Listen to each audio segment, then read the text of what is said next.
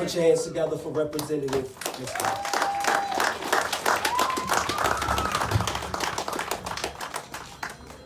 To God be the glory. Great things He hath done. Isn't God amazing? Isn't God amazing? You didn't know you were coming to church, did you? Church is everywhere. Hallelujah. Bring the church. Praise God. I bring you greeting. I bring you my love. And I bring you all the joy that God gives to all of us. I want to recognize my Black King, Van Vassel, over there. I want to recognize every single person in this who's listening to my voice right now. I give some big up to, where is Brother Gary? He just went inside. Brother Gary is literally the first African American that I spoke to in a workplace in America when I moved here from Kingston, Jamaica in 1990. Brother Gary and I worked at Hasbro Toy Factory. In 1990, we were making Busy Bee toys. We were paid a little higher than most people in 1990. And check this out. 30 years ago, the minimum wage at Hasbro Toy Factory was $7.35. And that was like, you're paid really high then. And that is why in 2021, I am working so hard to pass a $15 living wage. I want to say before I step back and introduce myself properly, that a $15 living wage is the floor, it is not the ceiling. That's right. I want to tell all of us today that right now in America, in Rhode Island, the minimum wage should be $25.10. So there's a lot of work to do, and every one of us, we've got to step up, get more Black people and brown people and poor white people elected so that we can fight. Because this is a fight and our very survival depends on it. I am Marcia England Vassal. I am state representative for House District 5 in Providence. I got elected in 2016. I am also a proud Providence Public High School teacher. Yes.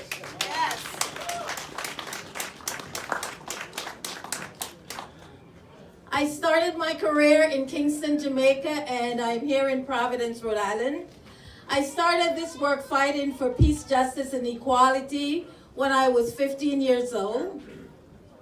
We didn't have any water in our neighborhood because when you're poor, government doesn't really care about you.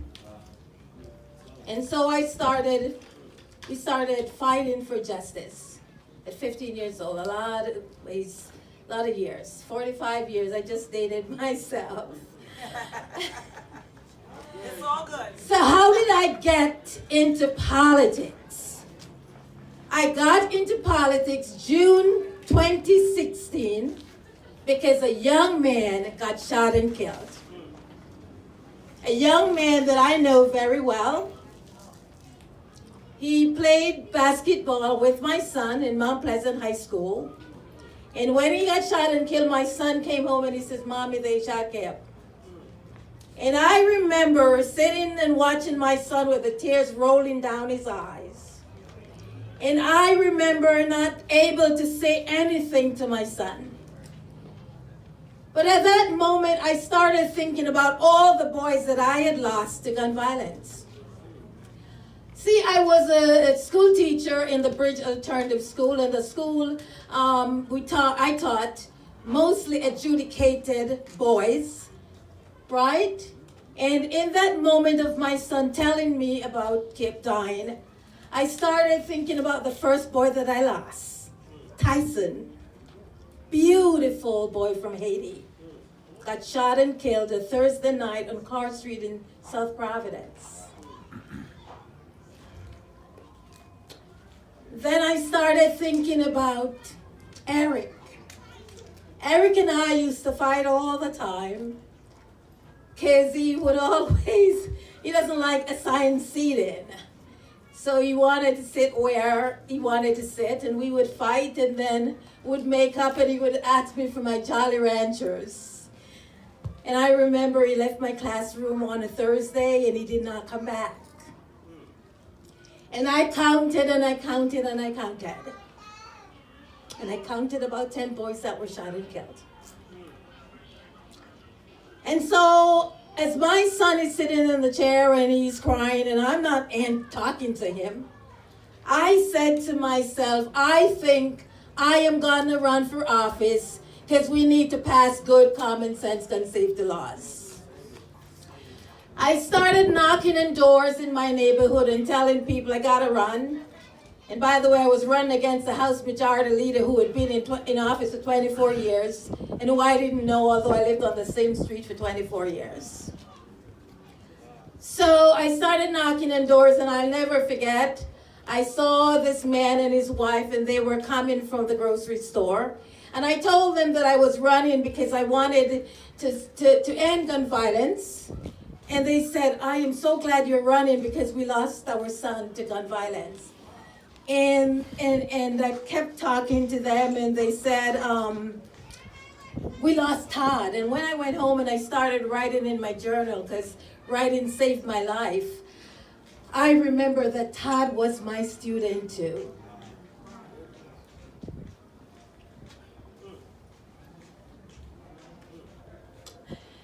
So I carry all these boys in my heart. That's right. Every single day.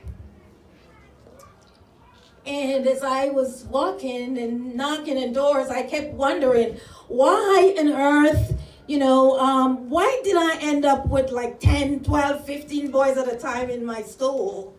Maybe it's because their families working 2 or 3 jobs and they just couldn't make ends meet. And so right there on the spot, I developed my second platform, which was to pass a $15 living wage. So when I started talking about a $15 living wage, I want to tell you, it was a radical idea in Rhode Island. Because no one was talking about a $15 living wage. It was a radical idea, and I'm so grateful to God that right now, we are on the cusp here in Rhode Island of passing a $15 living wage. And then the third and final thing that I have on my platform for the last 5 years is that we need to dismantle the school to prison pipeline that sends children from my classroom and our classrooms from classroom straight into prison. So we've got to dismantle the prison complex. We've got to do it because our very survival depends on it. And as a mother of 3 black men, boys, I see them every day and I pray for them. And I look at my son and I said, you got to do the right thing because you're endangered. See, prayer changes a lot of things. I've got to tell you something. Since I got elected, I've been fighting for all of us. Because all of us have to be a part of this beloved community. And if one of us is free, I kind of joke about it sometimes and I say, I broke away from my chains and I ran away from the plantation. But until everyone is free, none of us is free. Until everyone is free, none of us is free. Absolutely none of us. So there's a lot of work to do. I want to tell you that, this building right here, it's such a powerful thing. Absolutely. This thing right here, because let me tell you, black people were the only group of people in the entire Americas who did not ask to come here. We were enslaved We were brought here to work for free. Sugar plantations is in Jamaica, cotton gins. But guess what? We're moving on. We're moving on. And we will not leave anybody behind. That's right. I want to just share the last thing with you. One of the other bills that I sponsored is to make sure that we have free high-speed internet. We need free high-speed internet because right now with the pandemic, most children are working at home. If you don't have internet, you're not in school. That's right. That's important. If we're going to break poverty, we're going to break racism, we've got to build on education. So I'm a big believer in that. The other thing that I did when I came to the State House was I said, black women and brown women should not be dying just trying to have babies. So watch out, we're going to pass a doula bill. We're going to pass a doula bill because black women are dying 3 to 4 times as opposed to their white peers. And a state rep from somewhere over here in Pawtucket said to me one day, is there something wrong with the DNA of black women? No, it's powerful. I'm like, no, it's racism. That is what's wrong. So there's a lot of work to do. I just want to bring my love to Brother Gary and to Bernice and to everyone who has. I also have a copy of my books that I want to leave, but I want to it's a book of poems, and I just want to read a poem and just conclude. It's called America, Oh America. I wanted to write a springtime poem, tulips popping out their heads, daffodils, April showers bring May flowers. I wanted to write a springtime poem, giddy high school seniors with 6 weeks to go. I wanted to write a poem about love. Yet, I find myself writing a sad poem, an angry poem, a poem that makes me wonder why. Why can't all of us be treated with the same level of human dignity? Fingers crossed. Maybe one day, I won't have to write a sad poem about black men being slaughtered like hogs, their blood soaked in the ground, mothers crying, we want justice. Children denied the opportunities to see or even know their fathers locked away unjustly. Today, I write a poem about black boys gunned down before they become men. Bullets flying, intended target unarmed, black men. Lying in the streets, their lifeless bodies surrounded by the speechless throng. Another one gone too soon. You're taking our boys, you're taking our men. 3 strikes and you're out. The so-called war on drugs, crack cocaine, ganja, weed, marijuana, cannabis, whatever the hell you want to call it. Prison cells, black men, shackled and penned. Bring me your tired, bring me your weary, bring me your poor. Help us, Lady Liberty. We're simply immigrants seeking the American dream. Yes, that the elusive American dream. I wanted to write a springtime poem. Tulips popping out their heads, daffodils, April showers bring May flowers. I wanted to write a spring poem, giddy high school seniors with 6 weeks to go. I wanted to write a poem about love. Love, love, love. I so want to write a poem about love.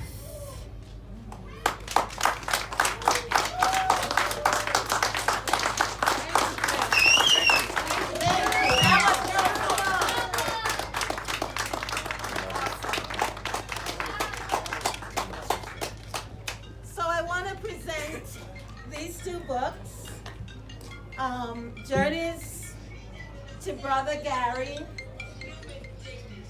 It's poems that I started writing at 14 years old when I lost my uncle shot and killed. And I didn't know what to do when I started writing. And writing saved my life. And so I wanted to give these to you for the library. Thank you so much. That's awesome.